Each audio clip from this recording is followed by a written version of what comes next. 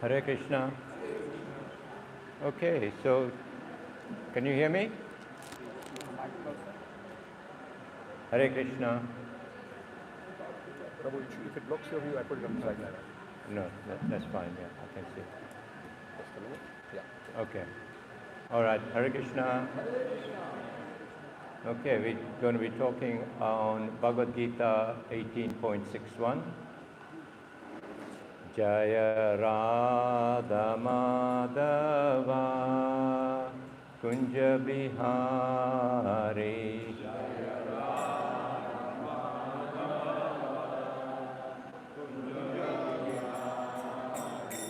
Jaya Gopi Chanavallabha Girivaradari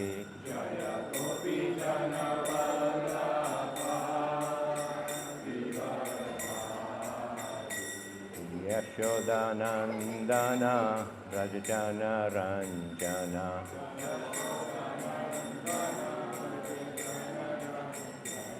Yamunatira Vanachari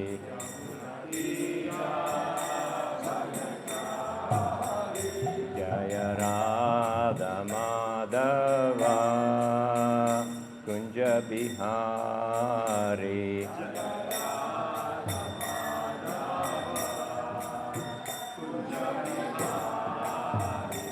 Jaya Gopi Janavallabha Girivaradari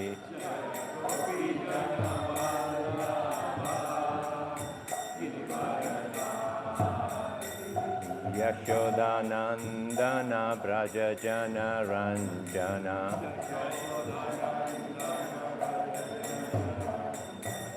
Yamunatira Vanachari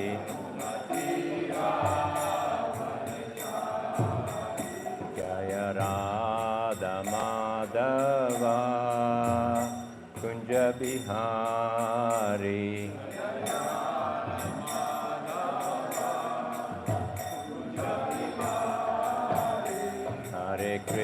Hare Krishna Krishna Krishna Hare Hare Hare Rama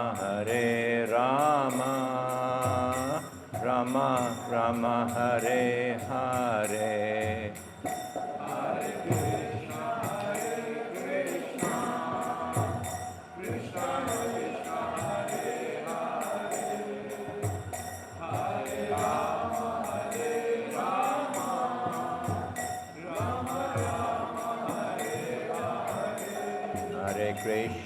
Hare Krishna Krishna Krishna Hare Hare Hare Rama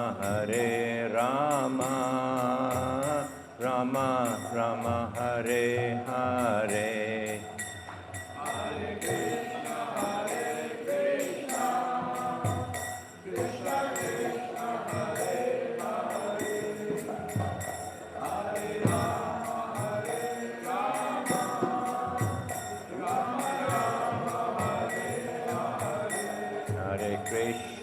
Hare Krishna Krishna Krishna Hare Hare Hare Rama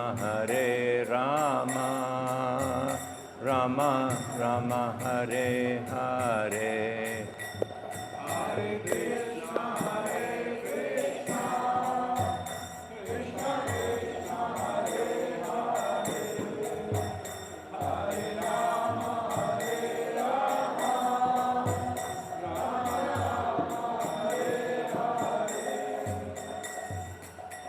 Sri Sri Rukmani Dwarkadesh ki jai, Srila Prabhupada ki jai. Om Namo Bhagavate Vasudevaya. Om Namo Bhagavate Vasudevaya. Om Namo Bhagavate Vasudevaya.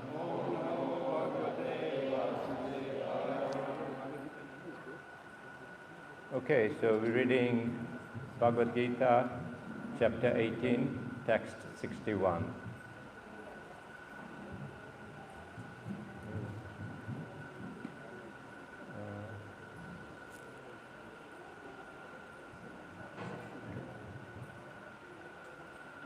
Ishvara sarva bhutanam Ritesi Arjuna Tishtati Brahmayan sarva bhutani Yantra Rudani Mayaya Ishvara sarva bhutanam Videsha Arjun Tishtati Brahmayan sarva bhutani Yantra Rudani Mayaya Ishvara sarva bhutanam Videshi Arjuna Tishtati Brahmayan sarva bhutani Yantra Rudani Mayaya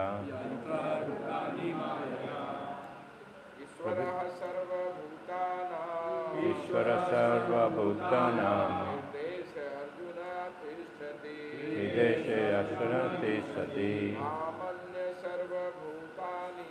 Ramayana sarva bhutani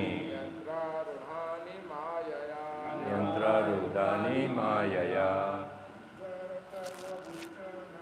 Ishvara sarva bhutanam Videsha Arjuna Tishtati Samayan sarva bhutani Yantra Rudani Mayaya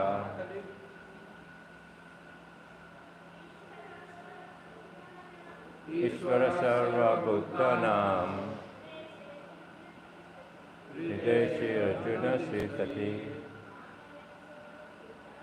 Ramayan sarva bhutani Yantra Rudani Mayaya Ishvara sarva bhutanam Videsha Arjuna Tishtati Ramayana sarva bhutani Yantra Rudani Mayaya. Word for one translation. Ishvara, the Supreme Lord. Sarva bhutanam, of all living entities. Hridesh, in the location of the heart. Arjun, O Arjun. Tishtati, resides. Brahmayan, causing to travel. Sarva bhutani, all living entities. Yantra, on a machine. Drudani, being placed. Mayaya, under the spell of material energy. Translation and purport by His Divine Grace A.C. Bhaktivedanta Swami Prabhupada. Prabhupada ki jai. Translation. The Supreme Lord is situated in everyone's heart, O Arjun, and is directing the wanderings of all living entities who are seated as on a machine made of material energy. Purport. Louder, Prabhu. Purport. Arjuna was not the supreme knower, and his decision to fight or not to fight was confined to his limited discretion. Lord Krishna instructed that the individual is not all in all. The Supreme Personality of Godhead, or He Himself, Krishna, as the localized Supersoul, sits in the heart, directing the living being. After changing bodies, the living entity forgets his past deeds, but the Supersoul, as the knower of the past, present and future, remains the witness of all his activities. Therefore, all the activities of living entities are directed by this Supersoul. The living entity gets what he deserves and is carried by the material body, which is created in the material energy under the direction of the supersoul. As soon as a living entity is placed in a particular type of body, he has to work under the spell of that bodily situation. A person seated in a high-speed motor car goes faster than one seated in a slower car, though the living entities, the drivers, may be the same. Similarly, by the order of the supersoul, material nature fashions a particular type of body to a particular type of living entity so that he may work according to his past desires. The living entity is not independent. One should not think himself independent of the Supreme Personality of Godhead. The individual is always under the Lord's control. Therefore, one's duty is to surrender, and that is the injunction of the next verse. Om Ajnanantimirindasya Jananjala Shlakaya Chakshurunmritam Yena Tasmai Sri Guruve Namaha Sri Chaitanya Manobhistam Stapitam Yena Bhutale Swayam Rupa Kadamayam Dadati Swapadatikam Namo Vishnu Padaya Krishna Pashtaya Bhutale Srimate Bhaktivedanta Swaminiti Namine Namaste Saraswati Deve Gauravani Pracharine Nirvisesha Shunyavadi Paschatya Deshatarine Jai Shri Krishna Chaitanya Prabhu Nityananda Shri Advaita Gadadhara Shivasadi Gauravaktarinda Hare Krishna, Krishna Krishna, Hare Hare, Hare Rama, Rama Rama, Hare Hare. Srila Prabhupada ki jai. Thank you for giving me the opportunity to do this class. I'm certainly not qualified to speak in such detail about Bhagavad Gita. Therefore, I ask all the Vaishnavas to please give me your blessings so that I can impart some knowledge that will be useful and that can be utilized in our bhakti life. My humble obeisances to all the senior devotees and all the devotees present here. Hare Krishna. So I'll read the translation again. The Supreme Lord is situated in everyone's heart, O Arjun, and is directing the wanderings of all living entities who are seated on a machine made of the material energy. So today I'm going to focus on the word, on the sentence where it says, and is directing the wanderings of all living entities. So Krishna is set in every living entity as Paramatma or Supersoul. He states that he is directing the wanderings of all living entities. So the question is, how exactly does Krishna direct our wanderings? Does it mean that he wants us to wander about? Well, certainly not. He wants our wandering to end so that we return to him, to be with him in our eternal home, Goloka Vrindavan. He wants us to get there as swiftly and smoothly as possible from our present situation. He desires our wandering to be transformed into a pilgrimage directed towards him in his abode. As an example, if a child leaves home because of some disagreement with his parents, and I think all the parents can probably relate to this, there may be some arguments, some disagreement, and the child says he wants to leave home. We try our best so that we can keep him or her, but the decision has been made by the child that he wants to leave because he wants to enjoy some other things in his life. And then as parents, we are always waiting for that phone call. And then one day, maybe after 5 years, the child realizes that he cannot fulfill all his desires that he wanted to do. and that he has to return home. So he calls back, and the dad answers and he says, "Dad, I want to come back home." What do we say?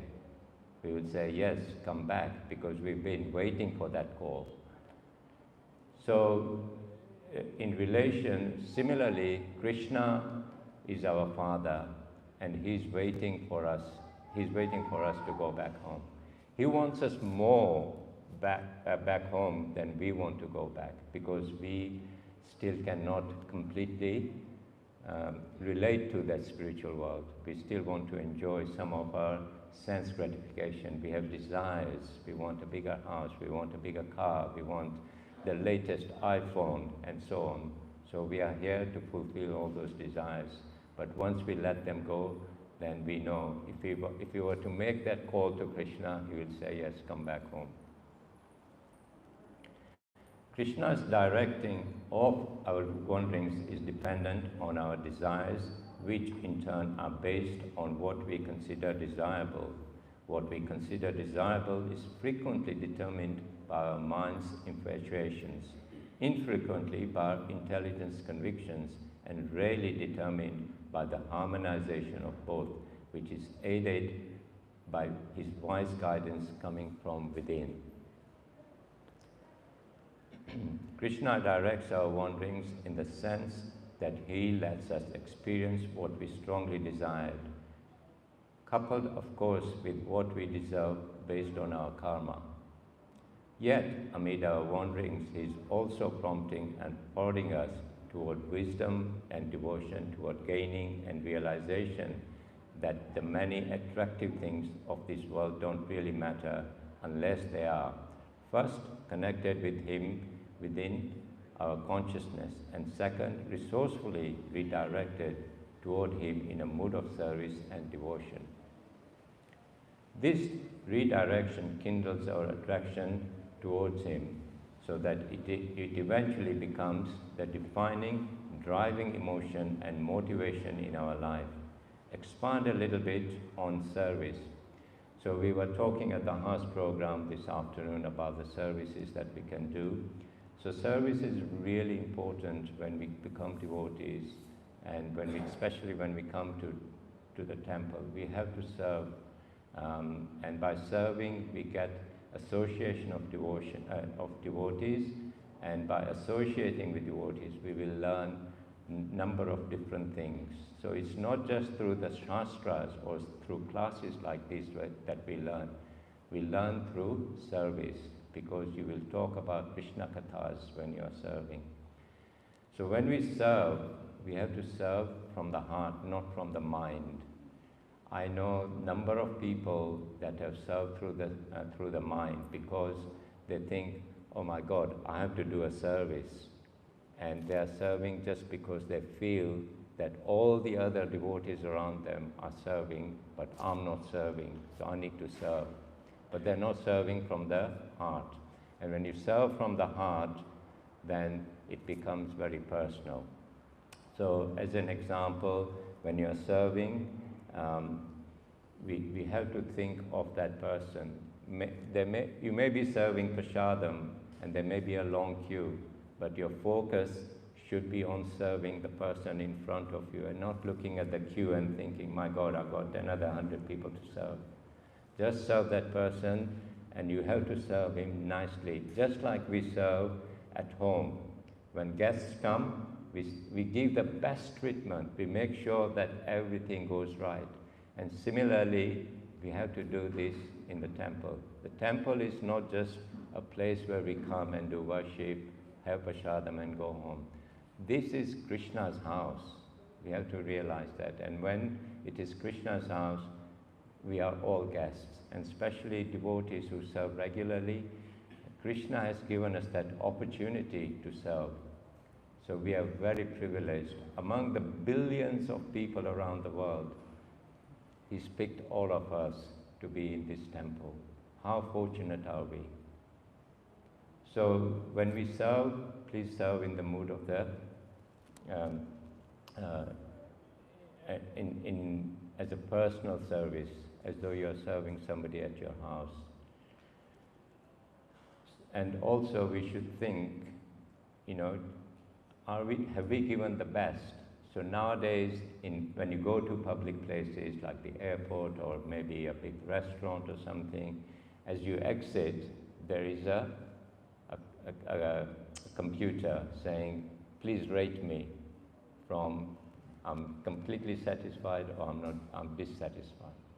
So if we were to imagine if we had that at the exit, that we should be serving, that person always stresses that I had the best service in this temple. So with this understanding of how Krishna is working for us and how we can be working for him, which actually is working for our best interest, our lives can become much more meaningful than what we experience at the mundane level with life's typical ups and downs. Such ups and downs, punctuated by phases of boredom and lack of stimulation, become more manageable when we invest in our devotional connection with the Lord. Not only does that connection make our lives' ultimate destination supremely rewarding, but it also makes our journey toward that destination increasingly exciting and enriching through the devotional insight that the connection infuses within us. So I'll summarize, because we have short time today, we have another program. So in summary, Krishna is directing our wanderings in the sense that he reciprocates with our desires according to what we deserve, so that we can eventually transform our wandering into a pilgrimage directed toward him in his abode. Our wandering is directed by what we deem desirable, which is often determined by our mind's infatuations, sometimes by our intelligence's convictions. However, it is best determined when both mind and intelligence are harmonized by Krishna's kind guidance coming from within. The more we try to connect with Krishna through prayer and devotional meditation, the more he makes our lives exciting and enriching by granting us wisdom and devotion that help us experience life at a much deeper and richer level. So I'll leave you with 3 thoughts to ponder over the next few days. What is the nature of your wandering at present? And what does Krishna want your wandering to be like? What determines the desires that direct your actions? And how can connection with Krishna help you to experience life at a deeper level? Hare Krishna. Hare Krishna. So, any comments, corrections, or questions? If I'm unable to answer, then ask our senior devotees to help me. Hare Krishna.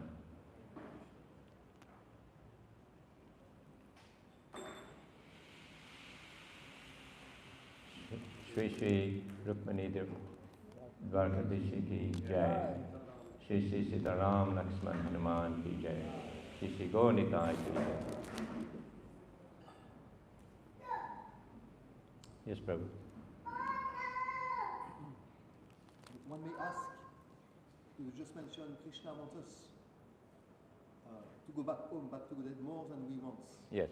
One may ask, if it's the case, why does Krishna not simply take us back? Okay. So the question is, why doesn't Krishna simply take us back if he wants us to go back so quickly? It's because we haven't met our desires yet. We have that little free will, because at the end of the Bhagavad Gita, Krishna says, I have given you all the most confidential knowledge. Deliberate on it fully and do what you wish to do. So, and in that respect, Arjun could have said, yes, give me the same knowledge again, I didn't quite understand you. So we have that free will, and until we let go of that free will, to say that, I've fulfilled my desires, then we will go back. But until we fulfill our desires, then we can't go back. And even in the purport, Krishna is working for us, and how we can be working for Him, which actually is working for our best interest. Our lives can become more meaningful than what we experience at the mundane level with life's typical ups and downs. So we still have these desires, and until we fulfill those desires, then we cannot progress to Krishna. Because it also says in the purport that whatever desires we have, we come back in the next body. We may come back as a lion, we may come back as a tree, and until that body has fulfilled its desires, we would remain here. And in fact, if you go even further,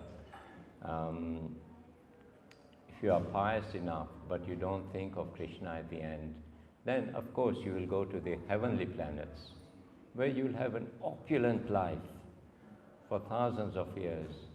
But Krishna says in the Bhagavad Gita, when you finish that opulent life, you will come back. So despite doing all the sadhana and everything, you don't think of Krishna at the end, you will go to the heavenly planets to enjoy life there, to fulfill your desires. And you may ask, well, if I'm in that heavenly planets with demigods, then why can't I go directly from there? And the reason for that is because even the demigods are enjoying the opulence. And that opulence, with that opulence, we don't think of Krishna, because we are enjoying it so much. It's a very blissful life, but not as blissful as Golaka Vrindavan. So we come back to earth to fulfill our desires and continue. Hare Krishna. So this verse itself showing Krishna has more desire to take us. Yantra Ruhani Maya. He always, Ishvara Sarvabhutanam, he is sitting in the heart, side by side with the living. We need to take him back. So, but we are busy in enjoying. We are busy in enjoying this material world, but Krishna is always looking opportunity. When he is going to turn towards me, so I can take. So like it is, there's free will there. We have come to enjoy, but Krishna is with us, always looking at us. So Krishna has more desire to take us. The verse itself showing. Because he goes, when you become the worms in the stool, he goes with you. Only to change us. So Krishna is very merciful and compassionate to all living beings, because Krishna is the father of all living beings. So nobody is sitting in the heart. It's Krishna sitting in the heart of the living being. So Krishna is the most compassionate. He is our real father.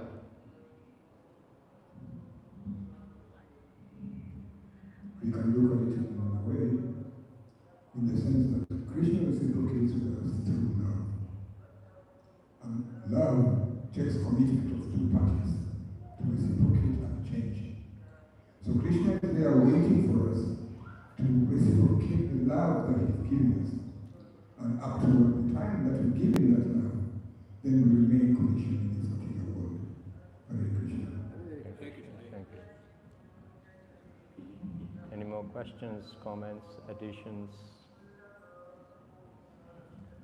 Yes, Anita Mataji.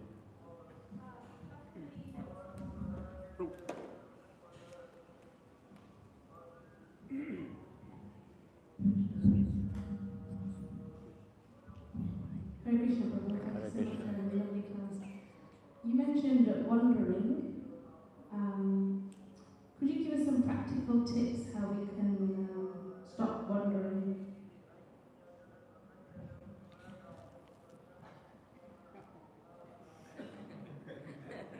very difficult.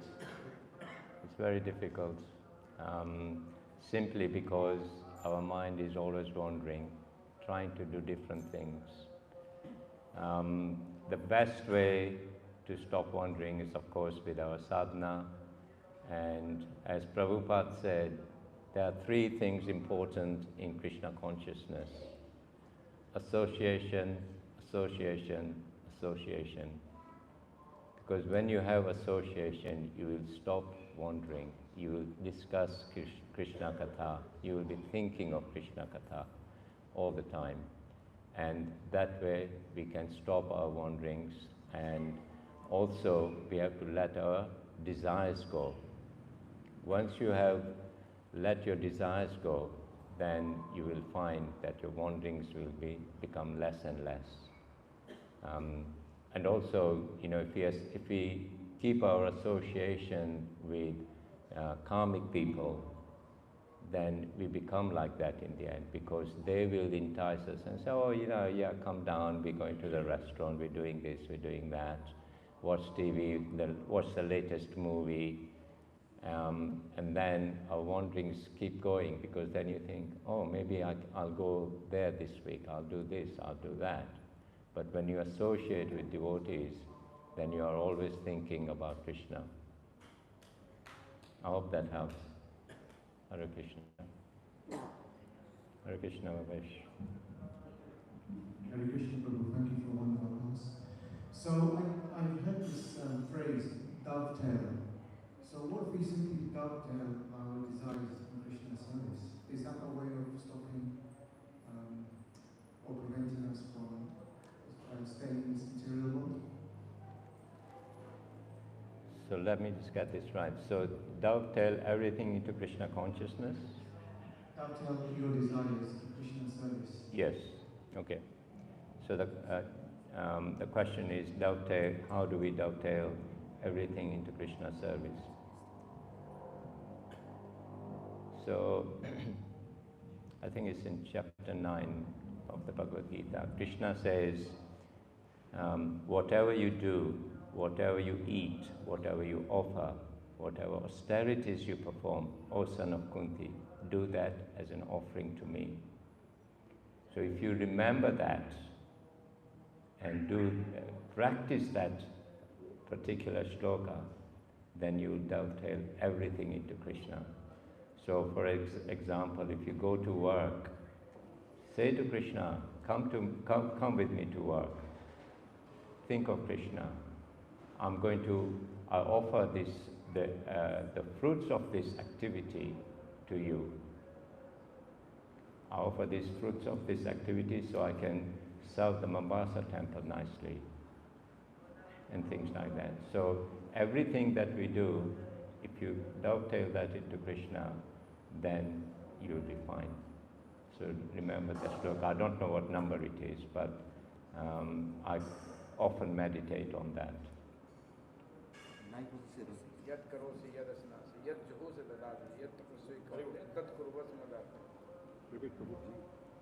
Yat karo se yarasnasi, juhus darasi, yat tapasvi kamte, tat kurvas mada. 9.47. 27. 9.27. Yeah, it's a brilliant verse. Okay. Hare Krishna. Oh, sorry. Yes. Sorry. Hare Krishna. Thank you for the lovely class. I just had one question. It is, how do we know, like when we're going through a journey in spirituality and we might think that Krishna is speaking to us, how can we distinguish that it is actually Paramatma directing us from within, or is it the mind is playing games with us? Yeah. So this often happens to me, and how do we know it's not the mind and it's Paramatma? So sometimes you're thinking of something and you're looking for an answer, and suddenly it comes to you and you think, how did that happen? and it's because Krishna is there. Or sometimes I pick up the Bhagavad Gita and I've been thinking of something, and the next verse I read is exactly the answer that I was looking for, and I'm pretty sure it's happened to all the devotees here. Absolutely. So that's when Paramatma is speaking to us. Does that answer your question? Hare Krishna. So actually, in fact, we should not become judge for our mind. Because mind always tries to cheat us. Our mind is dirty. So we must follow the sadhu, guru and shastra. That's all. We should not give the freedom to judge. We don't want to make our mind judge. Because our mind always cheating us. So it is better to follow the sadhu, shastra and guru. That's why, and if Gopal Krishna Maharaj was giving the initiation, there is a 4 regulative principle. No meat eating, no intoxication, no gambling, this is said. 5th one, you are saying you should not listen your mind. Because mind is always cheating. So we should not become judge for our mind. We should follow the scripture. If you don't understand, go to sadhu and then guru. You must, that's why in spiritual life, guru is very important. Spiritual master is very important.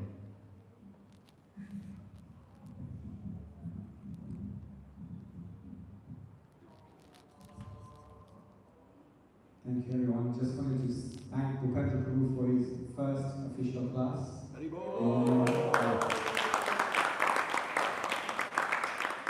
Very, very brave amongst all this august assembly of devotees. So I would like to thank you for that brevity and also for delivering a wonderful class, as well as answering questions so nicely. Thank you. Hare Krishna.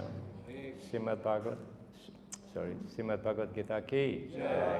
Srila Prabhupada ki Jai.